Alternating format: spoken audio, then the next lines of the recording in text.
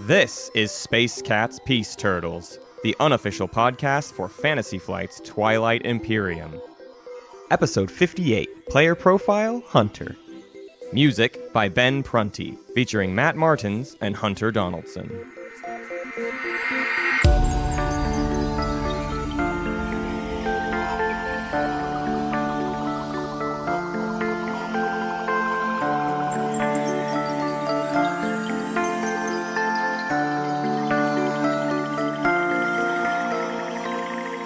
So Hunter, there was a lot of ways this tournament could have shaken out.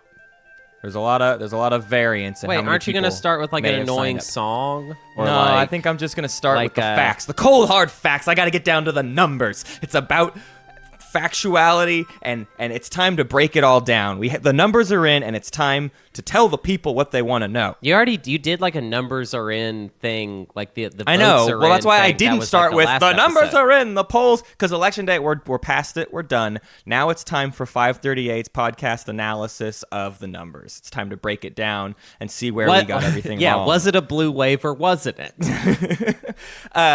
So we had a bunch of ranges. I had been making tournament structures for the past few weeks with a bunch of different amounts in mind. So I had just like, okay, if we get between 61 and 72, it has to look like this. 73 to 90 is this. And we were we broke 90, and so 90 was the 90 to 108 category, with 108 being that's like the perfect number. Right. Especially within all of the range. The perfect number why was it the perfect number? So the perfect number is 216, because that's 3 full rounds, 6-player rounds, right? That's 36 games of 6 that lead to 6 games of 6 that lead to 1 game of 6. It's a perfect tournament. Right. 108 is half that, which means you get your best distribution of numbers, kind of to make it simple. To go into any other branch makes us have to do a ton of games. And honestly, that was kind of a part of this, is like we can't do 1 million games because we are hosting all of these. Like if it was going to be 50 games, it's going to take all of 2019 to do. Right. So like it just wasn't an option. So the cool thing is we wound up with exactly 108 contestants, which is pretty freaking lucky on our part to have a perfectly even number. So I'm going to break down what our tournament is going to look like for everyone off the bat. Let's be honest, everybody. We did throw in about 100 bots into the pool. There's really not that many of you at all. There's only 8 people that listen to the show, and they all are in. And then it's going to be 100 bots. And we bet you won't be able to tell. But yeah, they're all going to be like, I am here to play Twilight Imperium. Would you like to trade goods? So the first round, the preliminary round of the tournament, is 18 games of 6. Now, this is assuming everyone shows up on time for their game and, actually competes. But with the raw numbers we have, if everyone actually plays their games, it's 18 6-player games. Mm-hmm. The winners of each game go on to 3 semifinal games, right? 18 players makes up 3 semifinal games of 6. Now, this is where we run into problems, right? Because then we only have 3 winners of those games, and we need to get 3 more players for a championship game. So what we've decided to do is what I'm calling a knockout round. It's really just a double elimination, but it's not like the typical double elimination of like a tournament where, like, if we were to do double elimination from the very first round on, it would be like 100 games. Mm-hmm. It's like, it gets crazy. Whatever. That's exaggerating, but it's terrible. The 3 knockout games are the 5 players that don't win their semifinal game, which ends up being 15 players then, right? 3 games, 15 players. Those 15 players will get reshuffled, and they will play 3 5-player games. So the winners of those 3 5-player games also get to go on to the championship. So I understand that this means that a bunch of people get 2 shots to make it into the tournament. Well, if you make it through the prelims, you get 2 shots. If you make it through the prelims. Basically. I'm okay with this because we've talked back and forth about this a lot, and it's just, it doesn't make sense to do any other, like, we want it to be a tournament where you only move forward if you got first place. Right. So the alternative would be something like allowing first and second to move on in some sort of structure, or assigning points or whatever, and we're just not doing that. It doesn't make sense, and it's too easy to abuse. But having 5 people just get to play another game that's a 5-player game, you can't like abuse that very well, right? Like you either won the semifinal game or you didn't, and then you have to play another game, and then you need to win that game. Right. So it's as simple as we could make it, and that gives us 6 players for the championship game, and that's the whole structure. That's 25 total games. Hopefully we're playing them 1 or 2 per week, maybe more if we can make it work, but obviously that's a lot of hours per week to make it all happen. So I mean, realistically, this could be like 6 months or like 4 months worth of games. So it's going to be a long tournament. But to do anything different would just mean we have way too many games, and it makes it too long. So we went for as concise of a tournament as we can make, with the concession of like, well, there's going to be a few 5-player games. But here's our goal. When are we going to start, baby? We're going to try. We're going to start in January because there's too many holidays coming up to really be able to get games started. And we would we'd play a couple games, and then there'd be like a big hiatus right at the beginning of the tournament. And it just seemed like, why not hit the ground running? And more importantly, it's going to take time because we want to schedule these games with all of the players, right? We're not going to, our plan is to not say, here are all the time slots, I'm assigning you to this. If you don't show up, too bad. Like, yeah, we actually sent out want messages, everybody to show up. Like we want everyone to show up. So the whole thing is, everyone that filled out the submission form knows that I asked for days of the week that you're available, what time zone you're in. We're going to try to use all of that information. We'll send out emails. We'll get ideas of like when people can play. We'll start scheduling games. We'll put them on the books. We'll send out notifications, weeks beforehand of the actual game.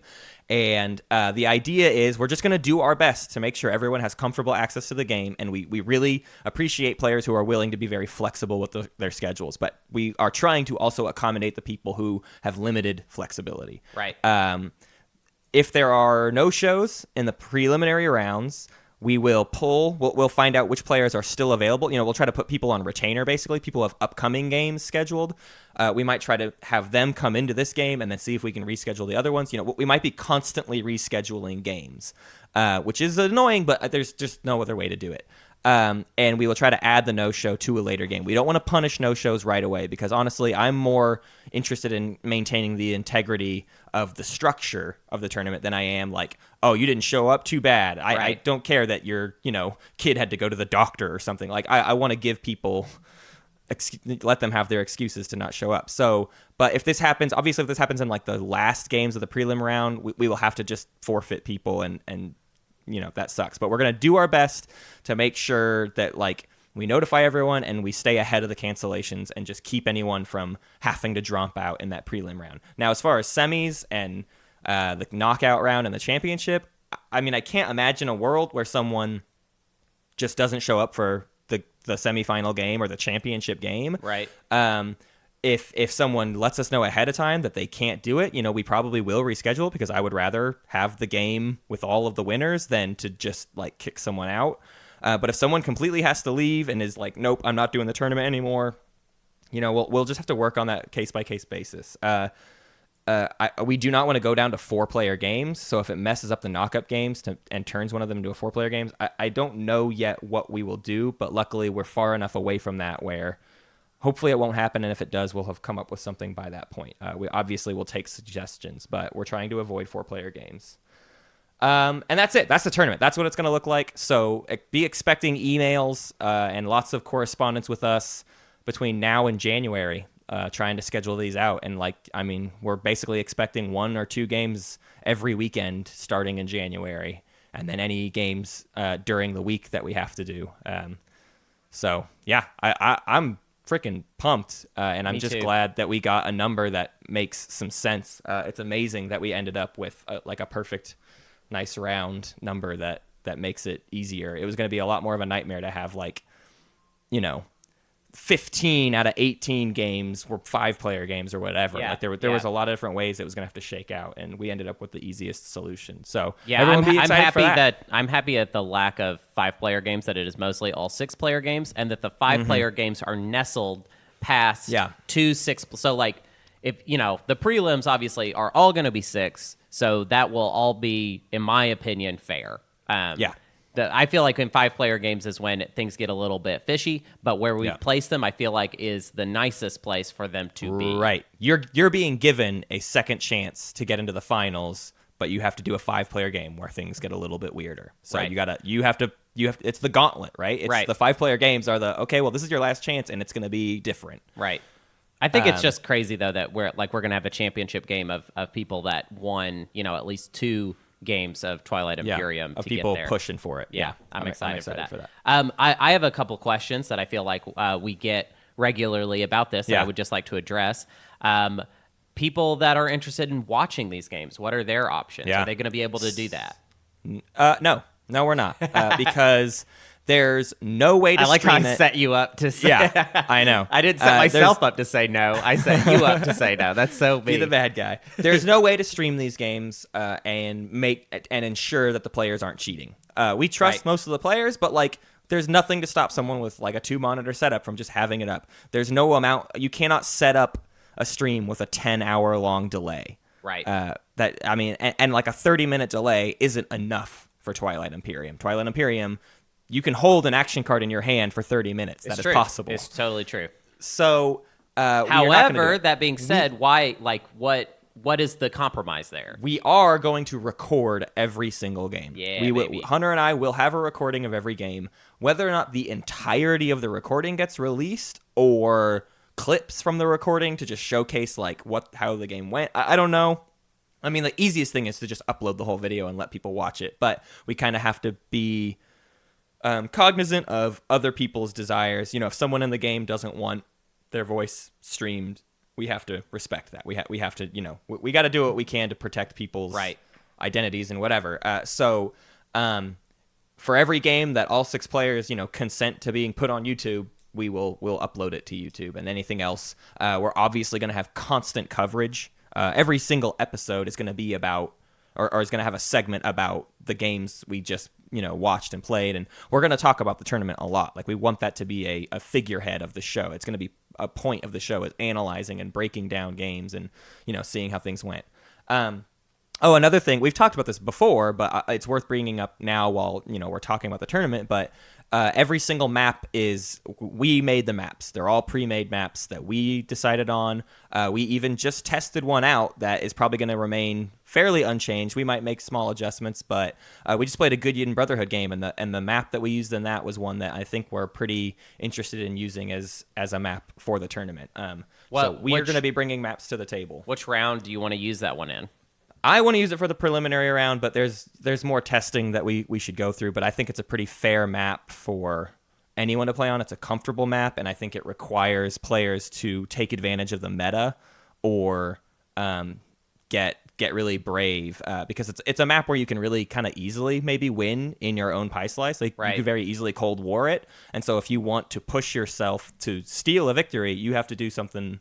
You got to make brave maneuvers. I think it's an interesting pie slice for the prelims because there's going to be so many games. There's going to be 18 prelim games, and what's nice about this map is that it is, I think, as even as is possible when it comes to just the raw resource and influence values of all of the slices. Yeah. And obviously it all, nobody has any control objectives inside their slice. Right. Nobody has too many tech skips. Not every slice has a tech skip. It's kind of impossible for them all, but... Mm-hmm.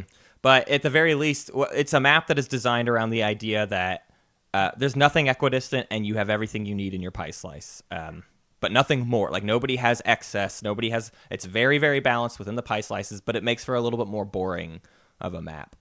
But we wanted to get that out of the way because we thought the truly great players would do things that set themselves apart from just anyone else who can, right. hold on to it's a the good prelim, slice. So the idea would be we want it to be a very level field because so many people are going to play on that map, on the prelims map. Right. So if that one is the most even as far as we can figure and doesn't have any weird wonkiness to it, That just seems the most fair. Now, and it will be the same map for every single game. I don't know if we've made that will very not clear. The map will not be a variable for any round of the game. 18 games will be played on the exact same map, so you can't really use the justification of like, well, they won their game because their map favored this. It's like, nope, everyone is playing on the exact same map, right? And it favors all the same races the same way. So you just have to know what the best factions are for that map. We're leaning into those types of decisions. We are not doing a tournament where every single faction is like a viable candidate, right? You have to, as a player, decipher which factions are good for the map. And that's how we're going forward with like the whole mentality of the tournament. Well, except for, I mean, the idea though is that the idea of the prelims map, as it stands now, which obviously this is not finalized, would be that you can pretty much play whatever faction you want, and it will be okay. But there are strengths. Like we saw, like my favorite thing about the map is there's a pie slice that is got a red and a yellow tech skip in it, which means like Muat had a killer game. Right. They had prototype. Let's talk about that game. Yeah, let's break down the specifics. Let's go straight into it. So our Good Yin Brotherhood game we played, I was Xcha, Hunter was Hakan, we had a Muat, we had a Sardak, we had a Isarl, and we had a Lizix. Right. And this was with the faction draft. So Muat and Sardak, both like people very quickly in this faction draft went for like, no, let's get bad factions in there, and it made people even more want to not include good factions. Like Isarl was the best faction that got in. Right. And it was interesting to see that meta play out. Hakan's good. Yeah. And Hakan was used as a way to balance that out, too. Like, the bad factions were getting in, and everyone was like, we need Hakan in there because we need something that's going to kind of distribute wealth and, like, help people out. Right. What's crazy, though, is that, I mean, you might as well just throw out everything that me and Matt ever say, because I would say that Sardak and Muat had the best games. Basically. Oh, yeah, they killed of everybody. They were awesome. This isn't much of a spoiler because it's not a game you can watch. We didn't record this one, but Sardak won. Sardak won again because they had a comfortable slice and they made good relationships with both their neighbors. Worth noting, Sardak got tech 3 rounds in a row. Yeah. So that was wild. So Sardak had more tech by the way, than anybody. I take no responsibility for that. I was to Sardak's left, and every time I would see Sardak take tech, I was like, what is happening? Why is this happening? I was so frustrated. The first round is just because I was Xcha and I wanted to make my diplomacy play Gambit. I've been having this plan for months of how I want to try a round 1 through 3 Xcha thing, and so I did diplomacy. The next person did warfare, and so Sardak was third in order and got tech. Then that round, he played a political stability, so he got it the next round. Yeah. Yep. And then the third round, he was just high in speaker order. It had jumped around, and he was like, second pick that round. So it just worked out that way. It was crazy, though. Yeah, it worked out, and it helped him a lot. And Muat established a comfortable relationship with him. They traded support for the thrones at one point, basically because I denied trading support for the thrones with Muat. So there's a kick in my pants for not just taking the trade. If you don't do the swap, they'll just do the swap with someone else, and then push themselves at you. So that's something I learned this game. I was gutted by Muat in round 2. Again, they got Prototype Warsun 2 round 2. They had that upgrade immediately. Right. Round 1, they got Majin. Round 2, they skipped red and yellow to get Prototype Warsun 2. So that, when Hunter and I say, like, you should do Gravity Drive instead of Prototype Warsun 2. Well, no, not if you have a red and a yellow Yeah, if you have a red obviously. Definitely. He just parked Warsuns in his home system, and at any point was allowed to, like, threaten my home system or something near it. He basically made a play against me saying, hey, let's do support for the throne swaps, and I was in an uncomfortable position at the moment. I had a couple empty planets, and my fear with support for the throne is always, well, you need units there for them to not be able to target it. So if I leave those planets empty, he can just abuse that. And I told him that. I said, hey, let me defend my planets first, then I will gladly do a support for the throne. I'm nervous about doing it right away. Right. And then he attacked my home system instead. So instead of letting him just take Saudor, which was empty, I gave him the opportunity to... He had a blockade secret objective, so that was bad luck on my part that he just, like, I was in range of what he needed. And yeah, he took my home system. And this was on my round 3 that I also was using as my swing round. I had Imperial. I was going to take Mechatol Rex, but Isarl played a parlay on me. And then Mechatol took my home system. So it was a disastrous round 3, which the whole thing with my strategy was using round 3 as a swing round. Like, I built up this whole network strategy around taking diplomacy, taking construction, or using construction, to then build my flagship round 2 and then threaten with that flagship round 3 for points. Yeah. And was almost there and then just got completely crushed. And I spent the rest of the game, recoiling and trying to fit. It's the same thing as the last good Yin Brotherhood game. I just spent most of the game crawling my way back up from disastrous loss. I actually think that you would have had a better shot with the overall strategy first of all, had Muat not had that excellent slice, but also I feel like one thing that played into it was the fact that I was Hakan, or that there was a Hakan at all. I mean, I think any Hakan would have had the issue I was having, which was with you taking diplomacy round 1, there was a lot of wealth already distributed out there. Yeah. And so I didn't know what to do with my... So I just ended up trading with what I thought, in round 1, I was like, I'll trade with Sardak and Muat because they're bad factions or whatever. Right, and I should have paid more attention to Muat's slice and saw that potential for Prototype War Sun 2. I did not see that.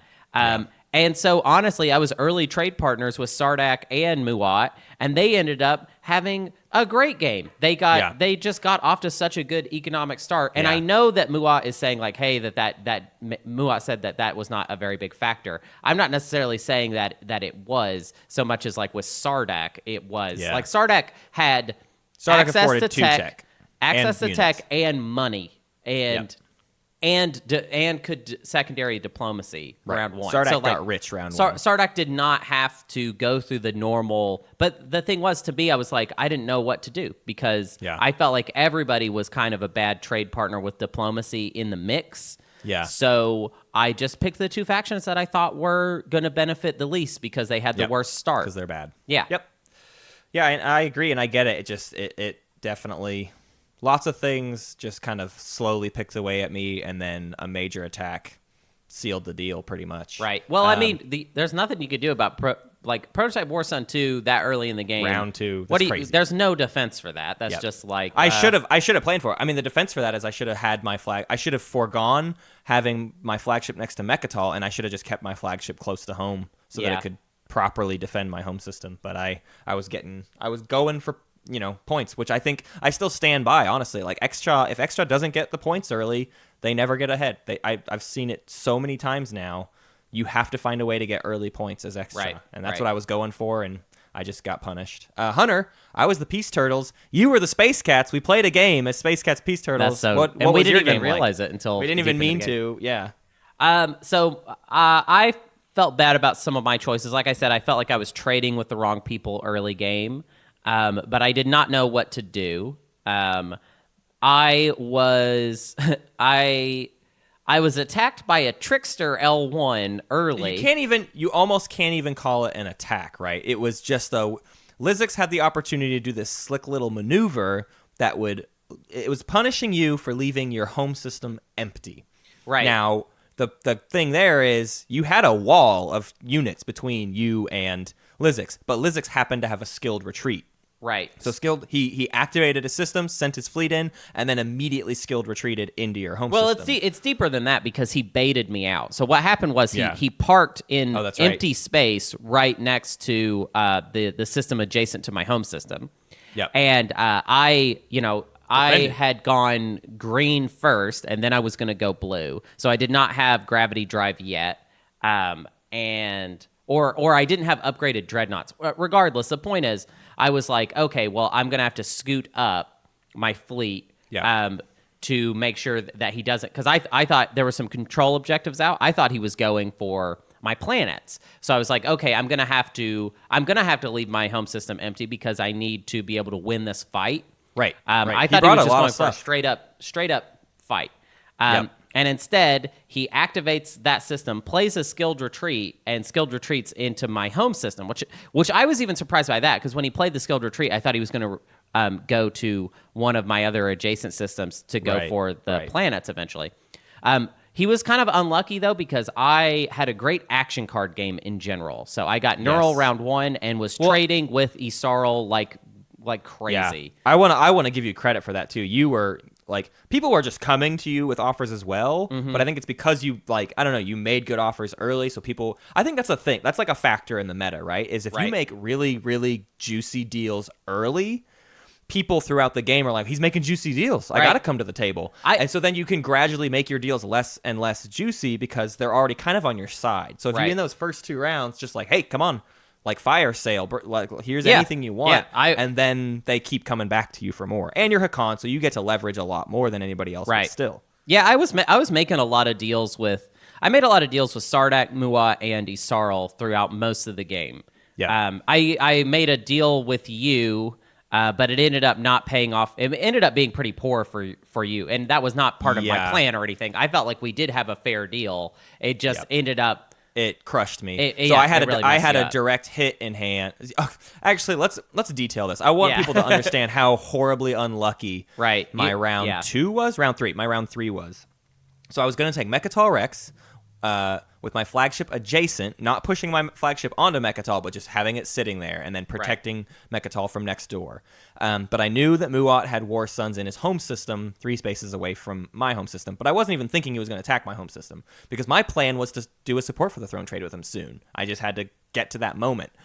I attack Isarl on Mechatol Rex, but I don't have a great number of ground forces. I have enough. It's in my favor, but like barely in my favor. Right. Probably like a 55% chance or whatever. I don't know if I did the math, but like it was not a sure thing. So I needed to make it a sure thing. And I knew that Hunter had traded and gotten Teklar Legion from Sardak Nor. The Sardak Nor promissory note that gives you a +1 bonus to all of ground combat. So I knew that I needed to get that from Hunter, and I was hoping Hunter maybe had something else like a morale boost or whatever. So I wanted to buy an action card and Teklar Legion from Hunter. He didn't have an action card that was going to help me, or at least he wasn't offering me an action card. I didn't. I wanted. I noticed. Even in the conversation, I remember saying like, "Ooh, you really need this." Like, and I wanted. You didn't want to give me something that you said. The way you worded it is, I don't want to just give you something that you really need. Right. So like you knew that you had that leverage over me. Right. And I knew I had the leverage, but what I wanted to do more. Like I honestly. What I wanted was to get more from you and also give you more. The problem was that the only thing that I really had that was useful to you was Teklar. I was being honest about that because anytime I recognize that a player is in a lower, like I have leverage on them, I want to get as much out of that as I can. Yeah, so I would have been down to give you a morale boost or whatever. I would have been down to give you pretty much anything that would have been useful to get more and more from you. But, So the ending deal was I gave you my trade agreement as extra. That's worth 4 trade goods. That was equal to the best you could get in the game. Right. And I had to give you my direct hit action card, which I was nervous about because I knew I had Muat to maybe deal with, except for I wasn't thinking I was facing down an attack yet. And I thought at worst he'll take Saudor or something. So I attack Mechatol Rex. When I go to take the planet, Isarl just plays Parlay, so the Teklar Legion I don't even need was now. Was not useful, yeah. And I don't have the direct hit, and the next turn... Muat attacks my home system with 2 War Suns. Right. And I had 3 PDS shots in range, and I had 4 PDS shots in range, and I scored 3 of them. Right. Against or whatever. What I remember is if I had the direct hit, I was 1 shot away. Yeah, no, from killing the War Sun. I got a hit. There was 1 damaged War Sun above my home system, and that was it. And then he invaded one of my planets. Honestly, we should have just disaster. You can resolve a transaction at any time. Yeah, I should have traded it back. I should have bought it back. You should have bought it back because I honestly I didn't even think about it in the moment. I was so tilted after the parlay and getting attacked. I was just like, well, all right, cool, I'm doomed. Whatever. I honestly didn't think about being able to get it back from what's interesting about my philosophy with something like that. If somebody's approaching me like, hey, I want to do a deal because I want to get Mechatol, well then I feel like they should have to pay a lot for that. But it's never, and I wish other players thought this way because I feel like nobody does, but it's never in my interest for another player to invade another player's home system. That is never, ever what I want. So why do you say that? I mean, I would argue that you're watching 2 players hurt each other. Why is that not? Just explain that to me. Because getting that kind of leverage over another player makes the player that gets their home system from them, first of all, eligible for a lot of juicy victory points that basically most people are not going to be eligible for, which is the potential to take a lead ahead of everybody. But also, that player is like most home systems are worth a lot of resources and influence. They are the best. They are the best system tiles in the game. Yeah. You cannot sit idly by and let someone have that lever. Like I consider, and this is maybe kind of a Cold War of looking at it, but basically I think most of the time when one player takes another player's home system, that everyone should be looking at that player. And we actually didn't really do that with Muat based off of that. Which we really should have. I think actually the sad truth of it was that once Muat has Prototype Warsun 2, no one can do anything about it until maybe the late game. But we didn't have a barony. L1 probably could have done more, but L1 my was having a weird flagship could have done game. more, but then I was just scrambling to get things back in the right position. Right. I mean, it was a tough go. And again, these were pie slices that were pretty wealthy. Yeah. So he was consistently able to afford. He bought 2 Warsuns over the course of the game. I killed 2 Warsuns that game.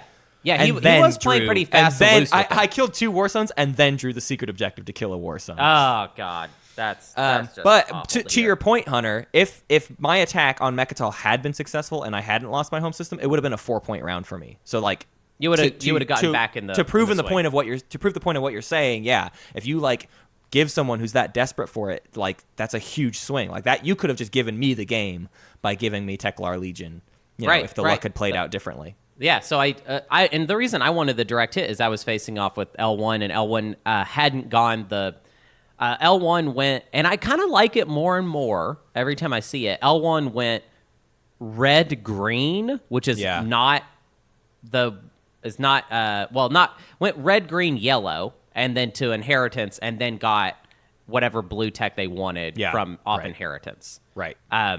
Which when I see that, it's like, okay, so you're not going to have a great early game as L1, but like he kind of did anyways. It's just that.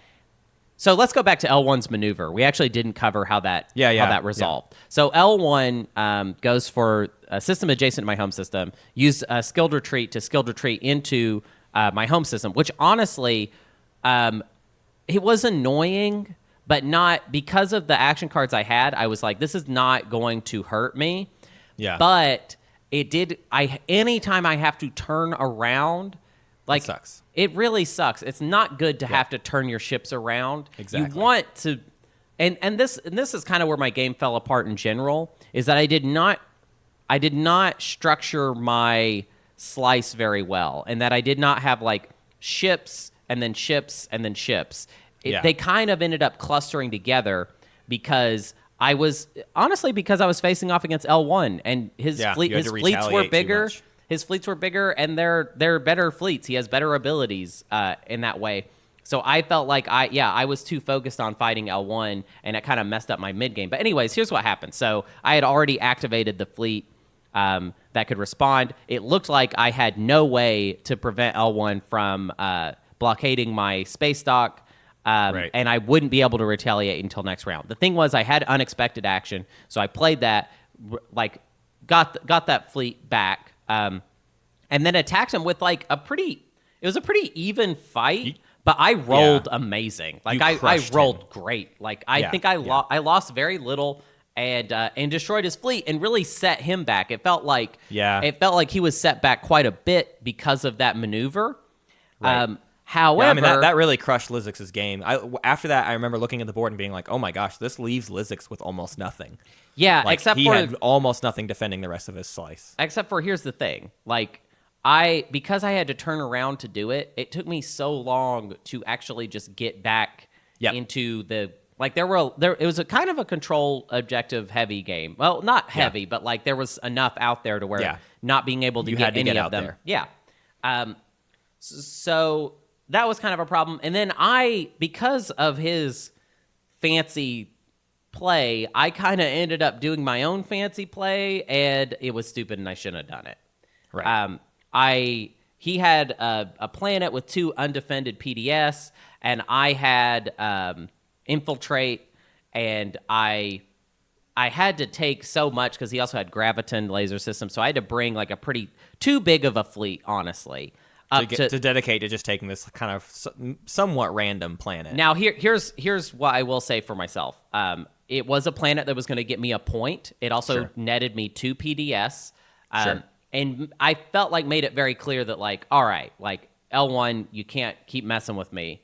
However, what ended up happening was Sardak invaded my home system because I basically left it completely undefended. And in my head, I thought that well, I mean, I didn't leave it undefended the first time. This time was really bad. Yeah. The first time I just didn't leave a ship in it.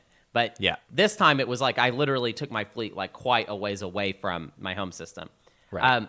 In my head, as Hakan, I always have this idea that people aren't going to attack me because they would gain more by extorting me. Right. And I think I just underestimate how much people are like prioritize just blocking other players. Yeah, because he just decided to. You offered up like trade agreement and lots of trade goods, and he was just like, "Nah, I'm gonna take the planets," and that was it. There wasn't really any negotiating there, which, like, to his credit, it won him the game. He knew he didn't need the money. He just needed the planets for the points. I don't think that's what I think. What won him the game? That didn't. I'm not saying that single maneuver won him the game. I'm just saying that certainly helped. And what won him the game was that he had Muat's ceasefire and support for the throne, and he never got attacked. Right. So that's effectively what won him the game. I should have put more actual pressure on him, but L1 threw off my. I mean, really, I had to play like late game TI really early because L1 tried to pull such a crazy maneuver that it just required that. And then I overcommitted to something I shouldn't have. And then, you get punished for that kind of stuff. Yeah. I think you and I had pretty similar games that game, and our mood reflected that. we were both pretty sad by the midpoint of round 3. Yeah, I mean, I was just quiet because I'm working this like crazy schedule now where I have to be up all night, and I had to get I was up quiet early because I was devastated. Yeah, I mean, I honestly I didn't have that bad of a game. I ended at 7. You ended. You ended. Right up there. But I felt like both of my neighbors really messed with me a lot, and I thwarted one really effectively, and the other I did not thwart. And it's more worth pointing out that if we had stopped Sardak in that final round, you would have won. Yeah, like that. You were the next to score and win in initiative order. So, very very close to crawling back from. Well, weird. It was the kind of thing I think I would have won if I had gotten another round. I had to play that really bad. It's not fun late game to have to where you're just like, all right, I just need this to go one more because I don't have the points this round. Right. So, but I gave myself speaker token in what was going to be going into the final round, so I felt like I had it. Yeah. Well, we've talked a lot, and we haven't even gotten into what an actual episode of Space Cats what are Beast we Turtles doing this is. episode about? Well, it's fun because we're already on the topic, but we wanna continue our series of player profiles, Hunter, and that means we did me already. It's your turn. It's your turn to be under the microscope. Fun. So we're gonna do a player profile on Hunter. We're gonna talk about his history with games and with TI, and then kind of break down what sorts of decisions he makes. And I'm sure we'll refer back to this game you just heard about a number of times to kind of use that as examples of like what we're talking about. But let's do that. Hunter Donaldson, the comedian Hunter Donaldson from Portland, Oregon. Tell me about your history. With strategy games. On October 27th, 1989, this bundle of joy was brought into the world. I was born at Jefferson County Hospital in Pine Bluff, Arkansas. My doctor's name was Rodney, and I peed on him. What's your birth name? My birth name is Daniel, which is the result of a very boring conversation between my parents, where my dad wanted to name me Hunter because he likes to hunt. And isn't that fun? He was like, I want to name my kid after my favorite activity. I'm glad he didn't like, to read or, I'm glad that he didn't have a lamer thing that he liked. I'm glad I'm not Fisher either. Fisher would have been bad. So he wanted to name me Hunter. My mom thought that was a horrible idea. She wanted to name me Daniel. So the compromise was my middle name would be Hunter. My first name would be Daniel. And then my dad pulled this great kind of late game TI maneuver where he just told everybody in the world that my name was Hunter. And my mom just had to concede. She just gave up. She was like, I guess he's Hunter. I don't know. He's telling everybody that his name is Hunter. I've heard that story multiple times in our lives, and it's still one of my favorites. Yeah. It's pretty dumb. The origin of my life is pretty dumb. But no, let's talk strategy games. I would say one difference between me and you, Matt, is that while strategy games is something you pivoted to at a certain point in your life, I have been doing it since I was a little baby boy. I have been always not all about them, but it's just always been something that I've been into. I grew up with like kind of classically, like I'm not saying this like, oh, I'm the only person that grew up this way, but Warcraft 2 was like a huge game to me when I was like really little. StarCraft was huge. All of the Blizzard stuff, which I would, now consider like kind of very like more casual strategically. Not to say that those games are easy by any means, but like as I got older, I got into more like kind of grand strategy PC games. Like the Total War series has always been huge to me. I really like all of the Paradox strategy games. I played a lot of Command & Conquer when I was a kid. I played Total Annihilation. I played a lot of PC strategy games when I was a kid. The flip side of that is like I played Age of Empires 2, and I just played Regicide over and over again, and I used all the cheat codes, and that was my PC strategy gaming career. Yeah. See, I went through a similar phase, I feel like, of wanting to play with all of the cheats on, but then you just kind of get to a point where you're like, this is just not fun. Like, cause do you get to that point? Yeah, I did. I got to a point where it just felt like I was playing with Legos, and I was like, this is stupid. Another thing I loved. Yeah. Very specifically following the instruction manuals to Legos. Right. And only building what was intended to be built out of the Legos. See, that's so funny, because I just had like a big box of different Legos from different sets all mixed together. Broken my childhood brain. Yeah, I would just like make whatever. But no, so I played a lot of Risk when I was a kid. Loved Risk. And then in high school, we talked a lot about Axis and Allies in your episode. And for me, Axis and Allies was a little bit different for me because I got into it a lot earlier than you. In high school, I was just like really all about it. And we played a game we went to IHOP and set up Axis and Allies on an IHOP. Monsters. Yeah, we were little monsters. And like our server was really upset because like imagine being a server at an IHOP and you walk to your table and the entire table is covered with a giant game board with pieces on it. Yeah. And they're kids too. They're like high school kids. Right. The second you get there, you're like, this is going to be all day. They're going to be here all day, and they're not ordering any food because where would the food go? They don't even have a place for the food to go. So this is going to require attention from me all day. This is like aggressive loitering. Yeah, this is highly aggressive loitering. And you're going to require attention from me all day, and you guys are going to order like what? Like a coffee and a Sprite? Right. And your ticket's going to be like $3 and a penny, and you wouldn't even tip if it was a big ticket, but you're definitely not tipping on whatever little ticket. Anyways, very rude. Loved Axis and Allies, and then like kind of as the board game revolution was going and we were kind of getting into it, I was crazy looking for new strategy games to play. Yeah. Because honestly, before Axis and Allies, I didn't realize that there was a lot of other types of strategy board games. To me, strategy games was just something you did on the computer for a long time. Because it computes that, right? Yeah, right. How do you have such an in-depth strategy game without lots and lots and lots of calculations and systems in place that a computer would handle? And I would say that the thing that our stories very much have in common is that I wanted a game that had a lot of negotiation. I like negotiation, even if it sometimes seems like I don't really do a whole lot of it. I just have a different dynamic with it. But anyways, so I'm looking at a lot of different games to play. I'm looking at War of the Ring, which I still haven't played, which I would like to play. We should play. Agreed.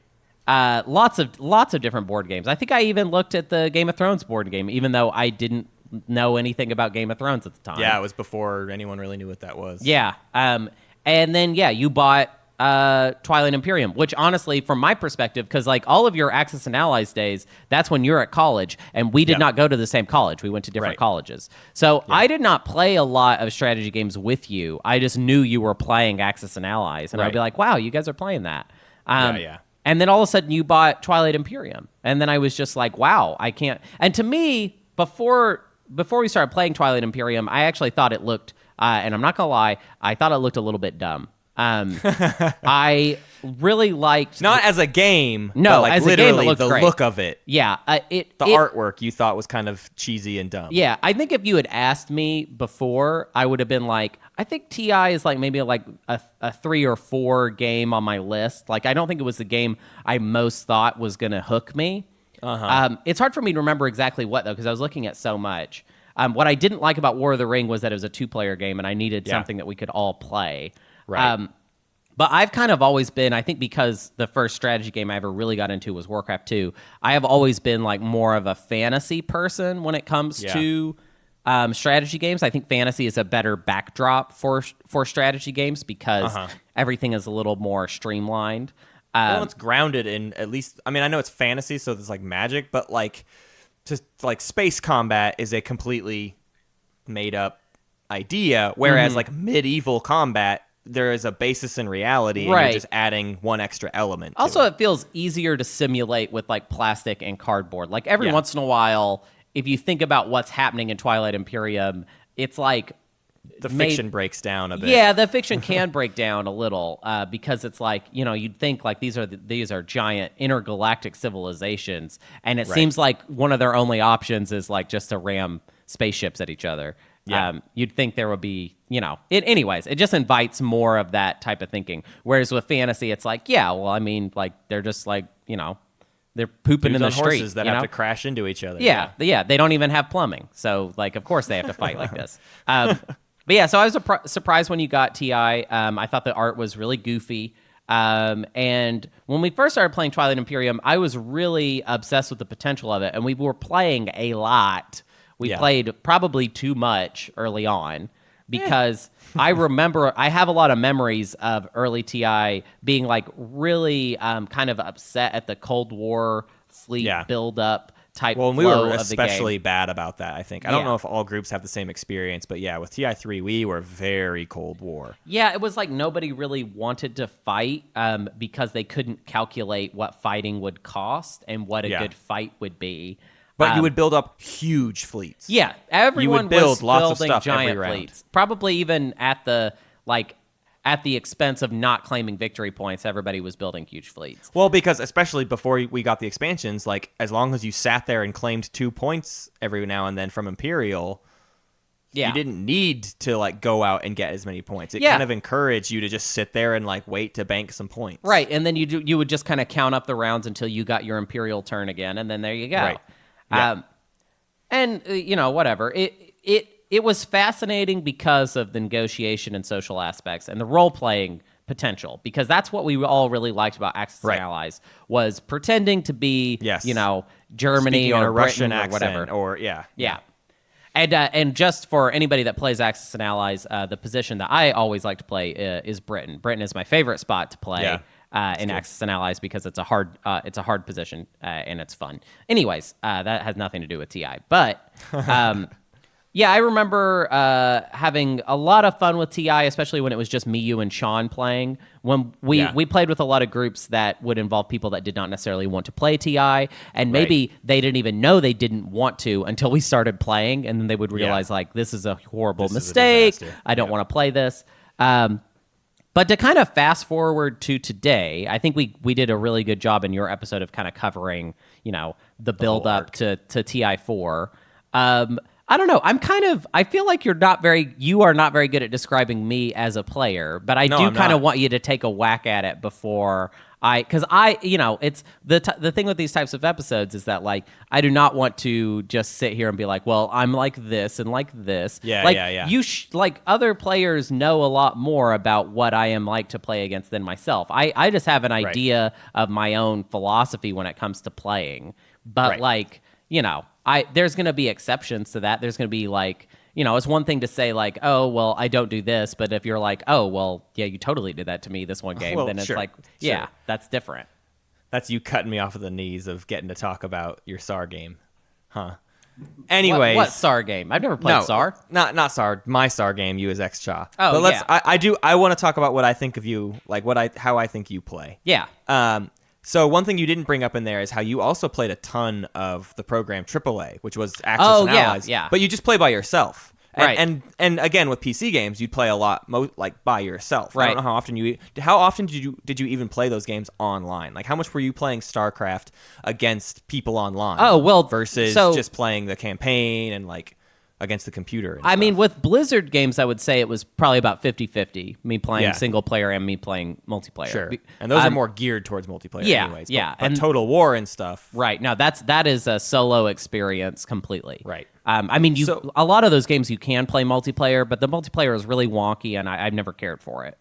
So a lot of strategy games I would play by myself. The Blizzard games were definitely more of a multiplayer-leaning experience, but yeah. So the way I think that informs a lot of how I would categorize you as a player, which is I don't think that you play more the numbers game and you're ready to like make the deals with people and talk through stuff, but you're still at the end of the day like making sure your stuff is you're trying to defend well and you're trying to slowly get your slice and you're not doing anything crazy, because when you play against a computer you don't have to do anything crazy, you just need to overwhelm their numbers or whatever. You don't have to do weird maneuvers because you're not playing poker. You're not playing against someone else who's thinking you're going to do this. You're not going to outsmart the computer. You're just going to play better. Steamroll. Yeah, you're just going to play better. So you seek to play better. I've always thought that I'm not actually a very smart player. You guys always categorize me as someone who sits there and like thinks really meticulously and like finds this through line,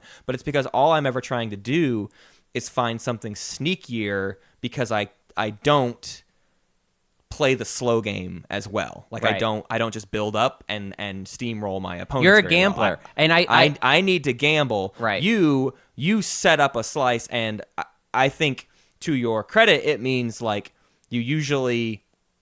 Like when you win, it just feels like, oh wow, Hunter just has it. Like, what are you gonna do? He just built up a foundation, and you're done. Mm-hmm. But when you lose, it's because you weren't looking out for that sneak attack or whatever. Right. I think those things blindside you a lot because it's like that's not what a computer would like. You are playing outside of what seems optimal or best or like normal because you're not a computer, so you're doing weird things that don't always make sense and sometimes like really specifically don't make sense or don't make sense yet. Right.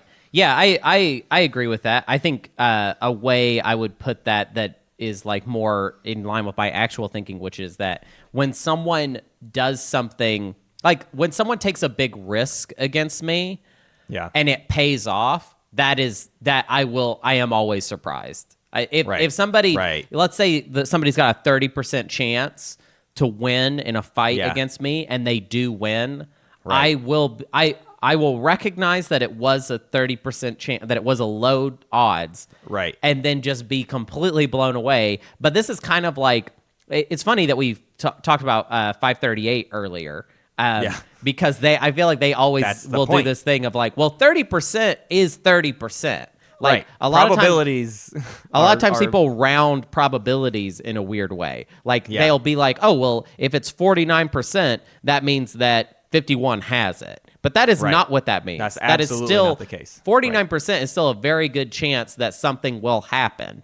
Yes. There's just a slightly better chance that the other thing will happen. So I feel like I have a really bad problem of that. So I will be looking at other people's fleet compositions, and if I see that it seems like it's a higher percent chance for me to win than them, then a lot of times I will round and I will think like, oh, well, there's no way that they're going to try this because they'll lose. But then oftentimes things that are unlikely happen in TI, and when they happen, I'm very like, oh God. I do still get greedy though. I don't want to make it sound like I mean, like there's a stream game, the one where I'm such a little jerk, but one of the really dumb things about that game, one of the mistakes that I make, is that early on, I get this weird idea in my head that I have a plan that will let me take both of my equidistant systems from like my neighbors. Right. And that's hard. That's really hard to do. But I had an idea, and I think my problem sometimes is that especially lately, because I think in doing the first round strategy guides, I was always just trying to play the right way in my head. Right. I would just be like, I just want to play. I'm not trying to play fancy. I'm trying to play.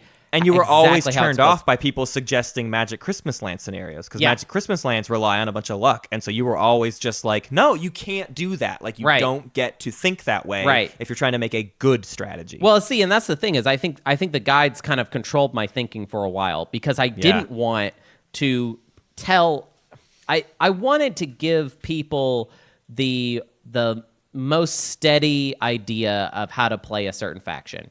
And now, these days, I feel like I know what all the factions are about so well that every time I get just weird ideas in my head of how to play, I didn't necessarily do that with Hakan, but I also feel like I have gotten less good with Hakan, or I just am I'm not a great Hakan player at this point. And I think it's just because I am too obsessed with the power dynamics of negotiation and not negotiating constantly.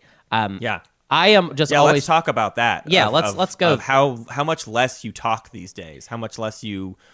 And that you almost get annoyed by talking. Like, you get really frustrated when people keep trying to, like, change the deal or whatever. I feel like angle shooting is becoming a real thing in Twilight Imperium. Define that. So, like, I think that people are extracting information from each other by talking, and they're accidentally showing their hands, and people are reading each other a lot by just talking a lot and initiating a lot of negotiations and getting a lot of information from each other for free. And I do not... I have... If that is your play style... I am literally playing against you with my style. I do not, and I think it's just a direct result of playing with you so much because that is such a cornerstone to your approach that I do not. I'm like, no, I do not want to give away anything to the other people at the table. What I want is to be able to come to the negotiating table already having all the cards in my hand.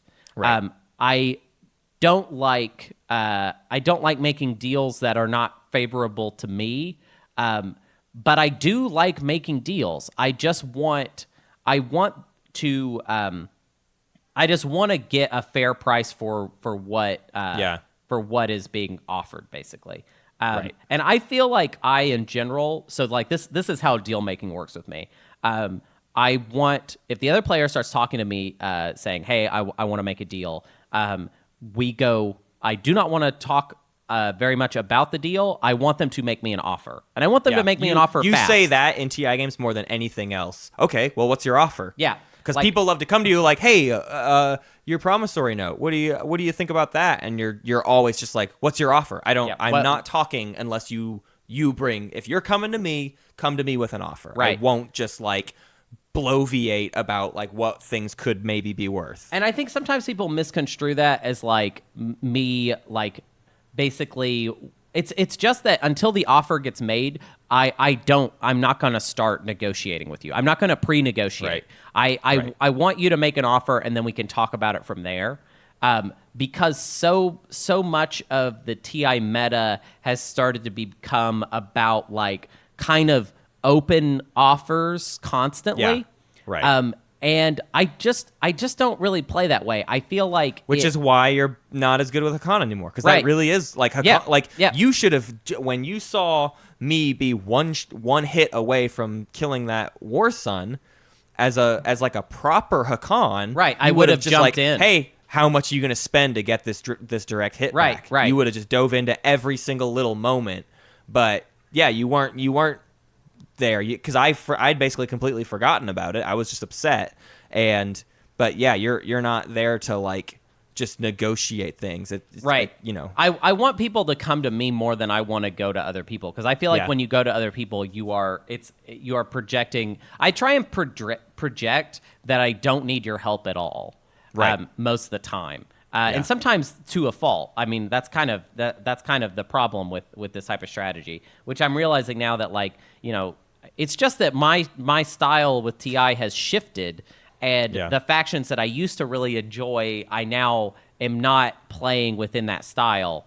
I think I like more aggressive factions these days, like L1. Well, and Barony. aggressive and better at hold. You like L1, you kind of like Arborec, you like Soul, or at least you're good with Soul. You know what I mean? Like, you play a solid Soul. The factions where they get the thing, they hold the thing, there's nothing to talk about. Right. That's what you're better at. Right. I feel like, Hakan has suffered because, well, so I feel like I have this value that I think always gets in the way that actually doesn't have anything to do with strategy, which is that I try and play efficiently and quickly.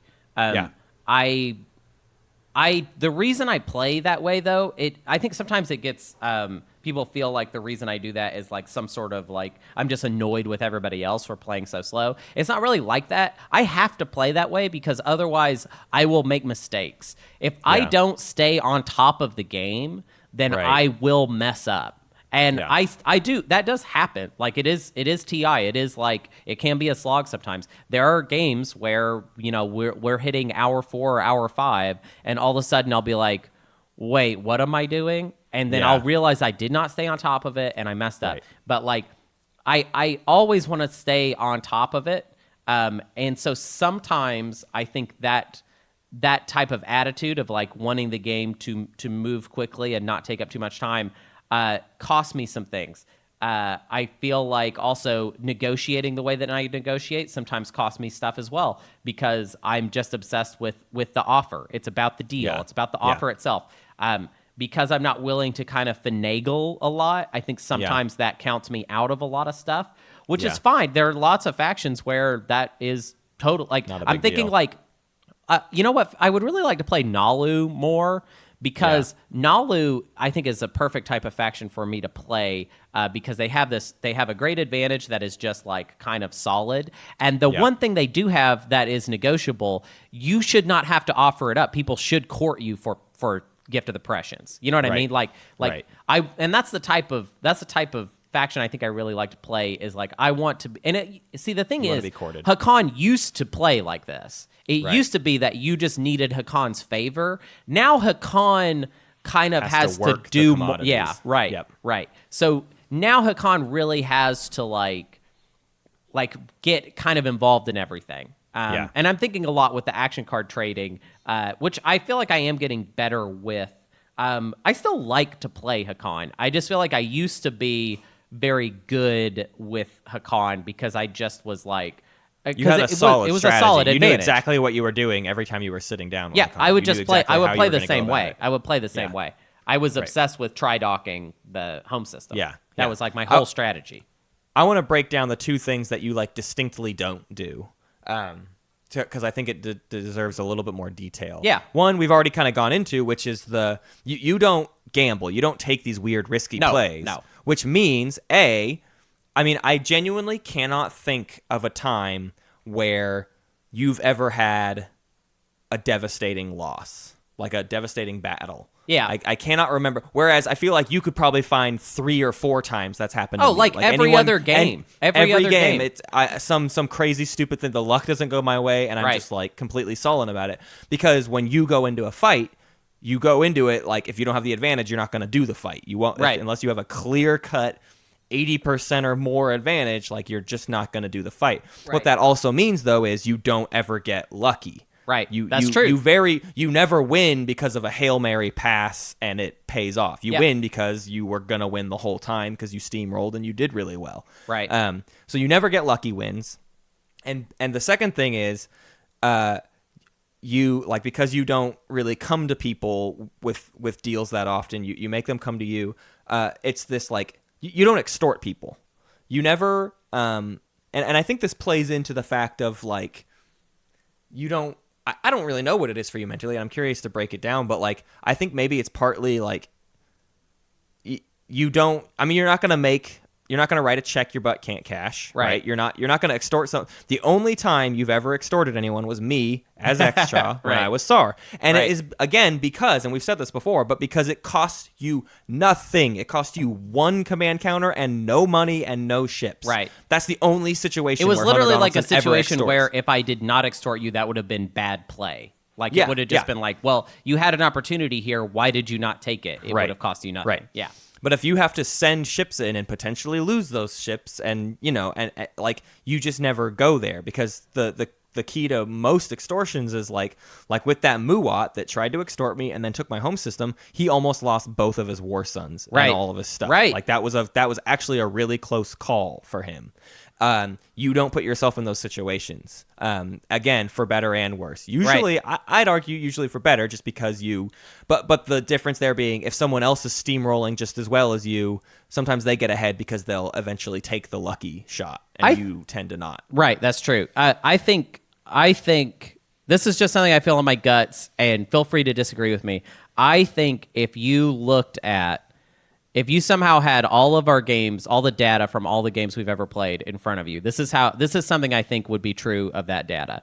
I think you win more, but I think I have the higher overall points. Like, I think if we points overall, I have lots feel of really games at 3 points. Yeah, you have lots of games where the risk did not pay off and you lost. I crashed and burned really hard. I'm pretty much, regardless of the game, and almost even regardless of position, I would say the game ended and I was at 7, 8, 9, or 10 points. Like I don't ever see myself being below 7 points at the end of a game, even if somebody else ran away with it.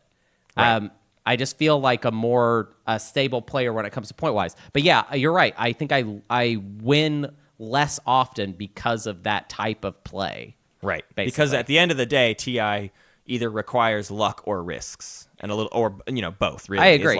I agree. At the end of the day, it's not to say luck is the only way you win, but a lot of times you win because something went lucky. But I will say, when I do win, it feels so good because.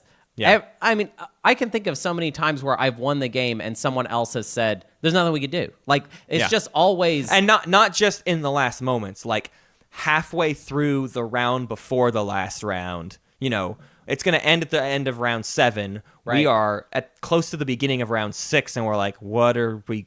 It's done. Hunter's gonna win." Right. Yeah. Yeah. I feel. I don't know. I feel like I do struggle with closing the deal a lot of games, though. There are a lot of games where I'm doing fine. I'm not having a bad game, but I'm not having such a great game that I'm going to finish this up. Right. And I feel think like you are more some of my weakness in a player is because of that. Like I'm a horrible Ghost player. Like I never want to play Ghost really at all. Yeah. I think you are maybe more dependent on getting the right objectives for you. I agree with that. If you get objectives that like you really have to go outside of your comfort zone, it's just like not even gonna really happen. Right. But as long as the points you need are like within your range, you can get them. You don't need to only score off of winning in your pie slice. It's not like that. It's not like a lazy just like, oh, I never win unless I have every point from the get-go. Right. But like if you get those objectives where it's like I'm gonna have to like dive into some enemy territory to do that, that's not your game. I think a more favorable way to me to put it would be that if the way the game ends up playing out is that you need me to mess up in order for someone else to win, then I will likely win. I don't mess up really very often in Twilight Imperium. Right. And I don't generally. I try and be a very stable player, and see that's kind of I think that bleeds into also like when we were talking about negotiations. I also think that type of philosophy bleeds into that, which is that I'm not looking for this like really wobbly conversation. I'm looking for you to say what you want, and then or say what the price is or whatever. Right. Mostly just I think I used to really like negotiation being all wobbly, but I have found it to be strategically for me not as rewarding as just trying to get to the deal part. Right. I would say the mistakes you make are you chose the wrong strategy from the get-go. Yes. When you lose, it's like I was going in the wrong, like this last Gojian Brotherhood game, like your major choices in the game were in the wrong decision. It's not that you made a single weird wonky play that it didn't pay off. It's like no. I chose to go this direction, and that was the wrong direction to go. It's that the play worked. The thing I chose to do, right. You did exactly succeeded. what you wanted to do, and it was the wrong but play. it was the wrong play. Yes. Yeah. I agree. Yeah. I think that's very accurate. I think that's one of the reasons that even though Arborek I think Arborek is becoming a very niche faction in the overall. I think there are just some people that love Arborek. That's absolutely true. Yeah, even though they're not that good. Conversations they keep coming up about of what factions are going to get into the tournament very often, and there's lots of people that are just like, I want to play Arborek in the tournament. And there's so many people that are like, no, you'll get completely crushed. You'll be destroyed if you're a play Arborek, because there's so many players that know to be aggressive to them early. But the Arborek diehards are like, nah, I'll be okay. Because Arborek are my plants. I love the Arborek because I feel like so much about the Arborek as part of my play style, except for the fact that it's a slow start, because nobody likes that. But the fact that Arborek is this kind of very, you can't shake them. They're very steady. It's you have to really take advantage of their problems in order to deal with them. But if they're rooted somewhere, they're rooted somewhere. You're really, it's very difficult to remove them. A Arborek with 18 infantry or 16 actually is what it ends up being most of the time. I feel is 16 ends up being the magic number. 16 infantry on Mechatol. No, I've seen it several times. I get it. Yeah. Sure. It just depends on how many they bring in the beginning and then how much they start multiplying. Yep. But 16 infantry on Mechatol Rex, that's what are you going to do? Yeah. It's just that they don't get there X89? a lot of the time. Yeah. Yeah, right. Yeah. So yeah, I mean, I think that's a pretty a pretty fair assessment. I do want to talk about saltiness a little bit. Okay. I just want to say publicly that I've been trying to work on it. I feel like I think people know that. You've kind of said that publicly before, yeah, too. Yeah. I It's just, know. Ever since that stream of me being able to watch myself. He's very ashamed by that stream. I am. And being able to watch, I saw, I mean, I think I... Yeah, go ahead. I have to interrupt you there because I have to point out, honestly, that I think that has improved both you and I as players more than anything else. If I can give anyone advice, record your games and watch them back. Yeah. You will learn so much about yourself as a player and how you're perceived by players and what your offers look like. Yeah, I think that has shaped a lot of how both of us play, is seeing it played back and being like, I thought I sounded like this, but I sounded like this. This is what I actually sounded like, and that is not what I intended. And yeah, I mean, I know not everybody has the tools to do that, but it's I think that has really changed the way that you and I play. Right. Yeah, I think I don't know. Yeah, I think what I want to project as a player is a steadiness, a formidableness. I don't want to feel. I don't want other players to treat me like you can kind of trifle with me. That's why I always want to get to the bottom of stuff, and I always want to get straight to the deal because I want to get good deals, and I feel like projecting that is helpful. Saltiness undoes that. Right. If I am this person that's easily Triggered. jilted, easily triggered, then that is not helpful for my strategy. And that's something that I have realized. And it's bad when you're breaking down, I should be nicer to people because it would be strategically better for my game. But that's how far I am. That's the best kind of decision to make, right? Oh, no, I only want to be nice because it is strategically beneficial to me. Yeah. But yeah, I think also, though, I am just quieter on Tabletop Simulator. I just talk less because there's less. I like doing Good Yin Brotherhood games, but I wish we could play them in person so badly. Yeah. I would much rather go to conventions and play with people or something than have to play on TTS.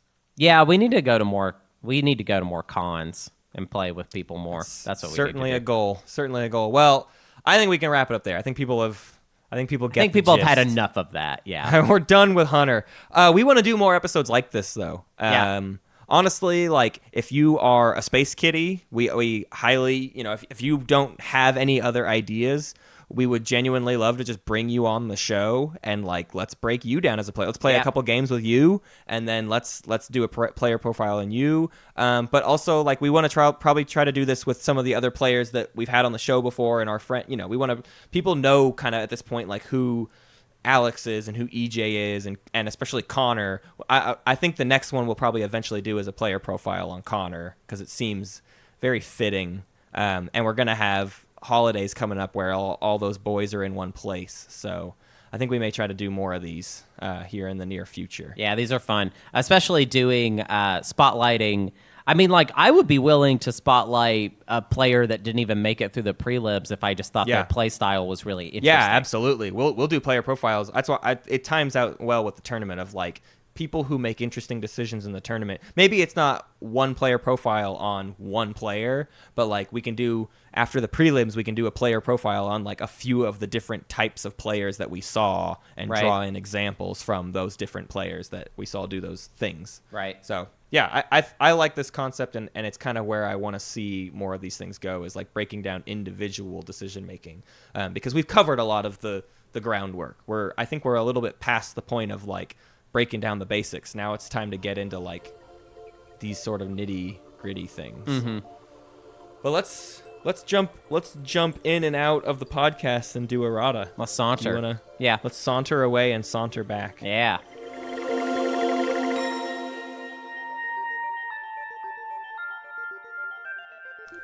All right, so we're going to start with Vaunt, and Vaunt's talking about the utility of last week's episode. Last week's episode, of course, was all about trying to take the factions and say, like, which ones should you play and what will they teach you and how will you learn stuff. Right.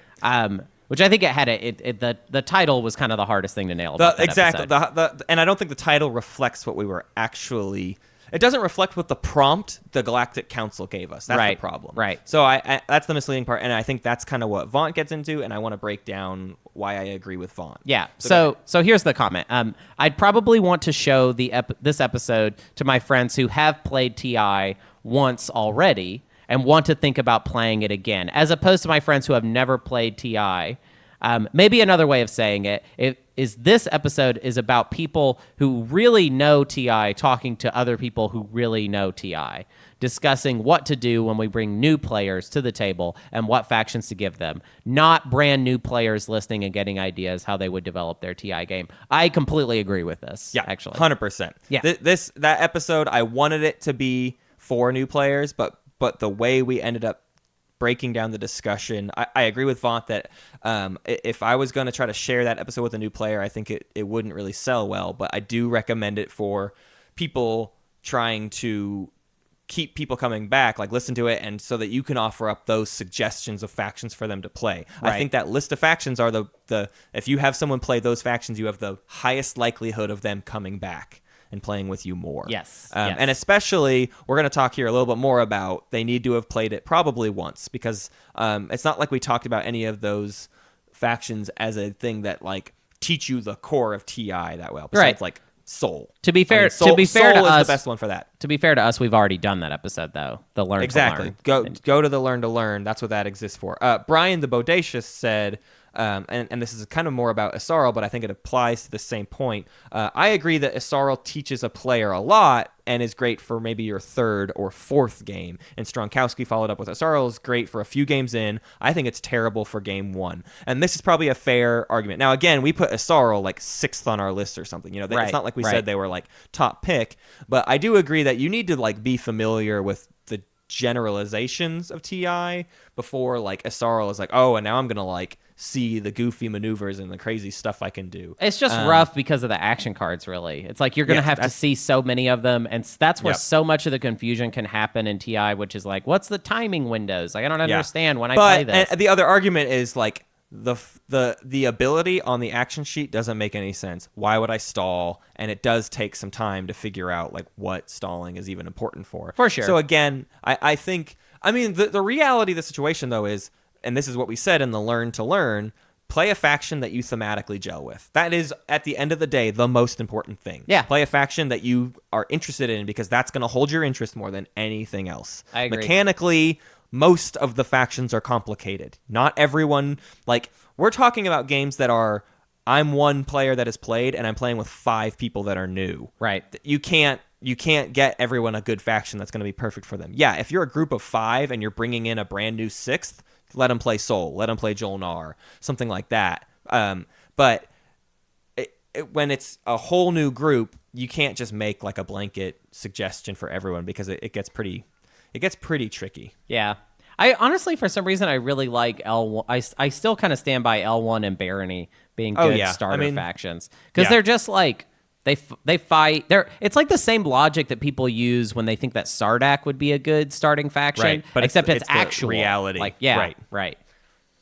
So here's something from EJ. This is kind of inside baseball, but he's talking about teaching new players every game.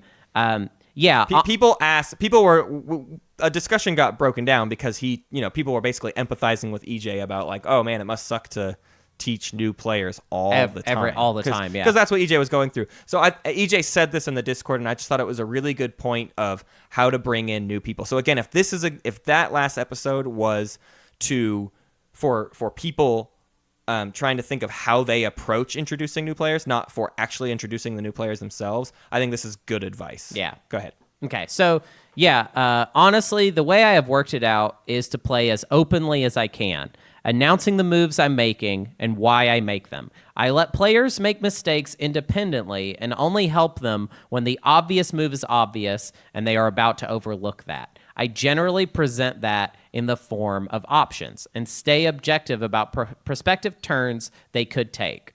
The game becomes less about posturing and mechanics and more about developing basic strategies so that the game will be interesting by round 4.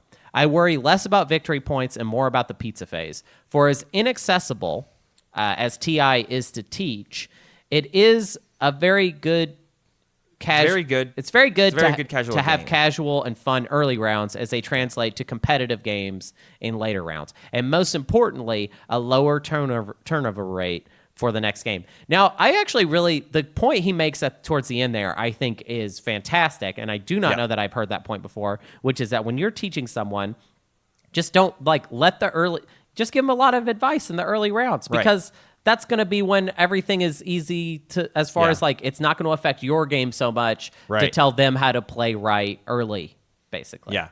Right. Just that's a very good point.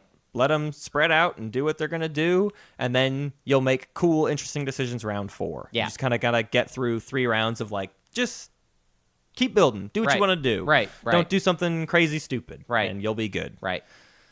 And that's it. That's really, we not that much errata. Actually, this is kind of weird. I almost wasn't going to say this, but this is the first episode we've ever done. We didn't get a single comment on Reddit. It's starting to feel like the Discord is completely taking over. It was a lively Discord thread, and just for the first time, nothing on the subreddit.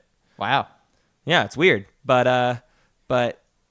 I mean, the Discord was kind of all over the place too. It was talking about this stuff, but then huge sidetrack conversations about, I mean, I don't even know what. They've been going all over the place. As we're recording, Lexi made just like this ridiculously huge post that I can't even read right now, but like people have been going on tangents and rants all week about this episode. I don't know what it is about this episode that's getting people sidetracked, but I should check out the Discord sometime, you know? You they might like it if you came around. Yeah. It's funny to see me like very rarely mentioned, but whenever I am, it's basically just like somebody's like, is is he ever on? Like, and someone will be like, hey, so where's Hunter? Like, well, I don't think he ever gets on this. It's weird. I do log in and lurk a lot. I just don't post so much. Yeah. But yeah. I should post He more. saves all the talking for the show. Yeah, that's true. That's true. This is my Discord.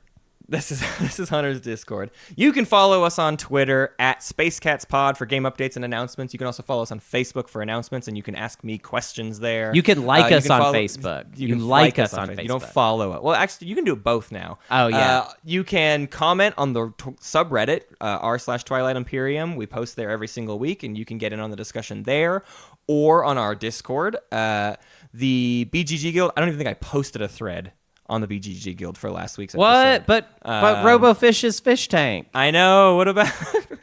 You've got to feed the RoboFish. SpaceCatsPeaceTurtles@gmail.com to submit stories of Play of the Week and This Imperium Life. We're trying to build up for a This Imperium Life episode all about salty stories. So please send us your salty stories that aren't mean-spirited, but maybe kind of own up to your own. Basically, it's Hunter and I keep watching these stream games where we're salty, and we want everyone else to own up to their mistakes as well. So please help us make us feel better about ourselves. Yeah, also, submitting your sad stories. Something I've noticed, and something I just want to... Just a quick shout out is that all of the people in the Good Yid Brotherhood are they're very well behaved. They're very nice people. And it's a bummer because I'll just realize how nasty children we are, basically. Because we'll play these games and they're just all so good at having a good time. And we're just like, I hate that you attacked me. Please join our Discord, get in the conversation. You can also get your Patreon benefits there. Speaking of, join our Patreon. We offer lots of different benefits for different tiers. You can play games with us. You can get episodes about yourself. You can contribute to streams. You can even vote on upcoming episodes. Please rate us on your podcast app of choice, especially Apple Podcasts or iTunes. It increases visibility and increases the amount of people that play Twilight Imperium. Oh, yeah. Hunter Donaldson. Oh, yeah, right. So I'm a comedian. I don't have a whole lot left for this month, but you can catch me every Thursday. I co-host a show called Earthquake Hurricane that happens at a coffee shop in Portland, Oregon called Ford Food and Drink. That show starts at 8. It's been really hopping lately, that show. It's been really fun, and I love that. I love my co-hosts, and I love doing that show. On November 23rd, you can see me. How dare you have other co-hosts? I do other things. I even try and do other podcasts sometimes. So yeah, So another show you can check out is on November 23rd. It's a show called The Looney Bin, which is not my favorite show name for a show. I don't like it when people try and do this thing like comedians they're crazy. And there's a venue in Arkansas called the Yeah, Looney there Bin. is. In Little Rock, Arkansas, there's a place called the Looney. I just hate that. Like comedians are not like a lot of comics are actually really boring regular people. No, they're not sad. I just get so tired of people characterizing it like that. Like sometimes people even bring other people on stage. Like your next comic, what a sad, sappy little loser this person is. Give it up for Sad Sappy Loser Comic. Yay, you're a big loser. Love it. The show's called The Looney Bin. Don't come. Or come, whatever. It starts at 8 p.m. It's at a bar called Kelly's Olympian. And then I guess I mistyped this next comedy date for like the last couple episodes, and I was saying that the show was on November 31st. So another errata. Hunter, give us this next errata. Yeah, I think In Mac We Trust pointed it out. He was like, "Hey, there isn't 31 days in November. That is a day that doesn't exist. You dingus." Someone said, "Oh no, he meant February 30th." So. This show is I've been saying is on November 31st. It's actually on November 30th, and it is a part of a comedy series of shows that happens all across the West Coast called Don't Tell Comedy. The location is secret, and it's like a cool, like super hip show. And that's I know it starts at 8, but I don't know where it is yet. So you would have to message me. How do they find out? Just message me on Discord, and I will. Or message us on the Space Cats Peace Turtles Facebook. I'll make sure he reads it. Yeah, if it goes there. that show will be. If you come to that show, you're going to be like, "Whoa, Hunter's like a pro comedian," because it will appear that way. But I am not. So let's thank our Patreoners. I want to thank our Space Kitties. I want to thank Jim Boff, Jada Pick, Dustin Doom, Nathan Swenson, and In Mac We Trust. And I also want to thank our Goodyen Brotherhood people and a couple people who stepped up, too. We had a couple non-Goodyen Brotherhoods. So we played with Nathan Swenson, and we also played with T.G. Welch, and then Pink and Zendog, who are Galactic Counselors, stepped in and filled out the rest of the game for us. So I want to thank all of you for playing with us. Yeah, that was it was a fun game. It was great. It was fun, even though I was sad the whole time. It was at least like I was present of mind enough to recognize that like everyone else was having a great time, and I was having the kind of like I'm just trying to scramble along, but it was still fun. Yeah. And I want to specifically call Zendog and Pink out for both playing factions that we regularly dunk on, that we basically have dunked on the whole time that we have done this show. And basically schooled us with them. Yeah. Pink won as Sardak, and Zendog was right behind him. Crazy good Muwak game. Like, just like an unrecognizable faction to me. I was very jealous. Yep. Hunter, give us that play of the week. This is a weird play of the week as far as play of the weeks go, but and then maybe it's a little... I don't know. You'll see. Okay. I think it's great, but it is a little bit masturbatory. Oh, okay. Go ahead. All right. So this one is from Ben Waldron. Every month, my group of friends meet up for a night of board games. Traditionally, we like to play games that allow 6 to 8 players, as we all are into the social aspects as well as playing the actual game. This has been going on for over a year now, but we recently started looking for something new to play that didn't cost too much. One of our group members mentioned this one game, Twilight Imperium, that was supposed to be epic, only to be met with grumbles that it is 100 pounds plus. I guess these are a UK listener. 100 pounds. I don't even know how much money that is. Probably $1 million. I think it's comparable to how much it costs in America. Nope. All right, so go ahead. No one... Oh, okay, I should read this in a British accent now. No one was very keen on it. No, I won't do that. No one was very keen on it. I, however, loved the look of it. Okay, we disagreed there as far as first blush. I loved the look of it, but not wanting to splash out all of that cash on an unknown game, I decided to look it up first. After searching a bit on the internet... okay. You see what I'm saying? I decided to look into the off chance that someone might have made a podcast about it. Okay, Matt. It's good later. It's part of it. To my surprise, I stumbled on Space Cats Peace Turtles, which is a podcast you might have heard of, listener. Knowing nothing about previous versions of Twilight Imperium or this one, I decided to give it a go. I was hooked on the podcast and loved what I heard about the game, so I decided to pay the £100 and hoped for the best. We should send this to Fantasy Flight. Pay us!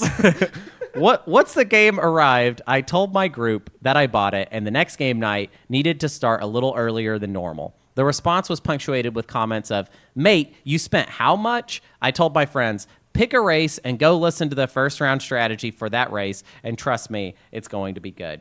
My first ever game of TI cost me £100, but all my friends loved it, and now we play it every month. When the game was over, they all agreed to chip in and split the cost. I got £16 each from the 5 other players, and no one has looked back since. What a little sweet story. What a sweet little story. See, it's not about us. It's about the whole group in the end coming together and chipping in and realizing they had a good time. No one's paid me back for my investment of 2 games of Twilight Imperium. Hunter! Yeah, well, I have paid you back in playing with you. That was what I paid. Enduring playing. Enduring it. And sticking by you through it all. Thanks, sweetie. So what is the actual play of the week? The play is shelling out £100 on a whim. You know what I think the implied play is? I identify with that. I'm going to say this. I think this is our first meta play of the week. I think this is a play of the week about me and you, and that we made this show, and that was the play of the week. Good play, Matt and Hunter. You guys made a show about your Shut favorite game. I was gonna say play. I was gonna say the play of the week is if you make a play of the week that just like bloats our egos, you'll get it. Oh, put you'll on the definitely show. get in it. No, how about this? Actually, I can put a nice bow on this whole episode. Okay, this let's was hear the it. act because of the context of this play of the week. The actual play that they are referencing is that on October 27th, 1989, this bundle of joy was brought into the world. I was born in Jefferson County Hospital in Pine Bluff, Arkansas, and my doctor's name was Rodney, and I peed on him. And if I hadn't peed on Rodney, we would not be here right now. And this play of the week would not exist. They would have never bought that game, and he would have never gotten... Actually, you know what? Give me my 16 pounds. I want 16 pounds, same share as everybody. If we're gonna go there, it's really your mom and dad that are owed 8 pounds apiece. Yeah, I want you to send 8 pounds to Carl Donaldson and Michelle Dahlquist. They have different last names. Send it to the Pine Bluff Fire Department, and he'll get it. Yeah, that sounds great.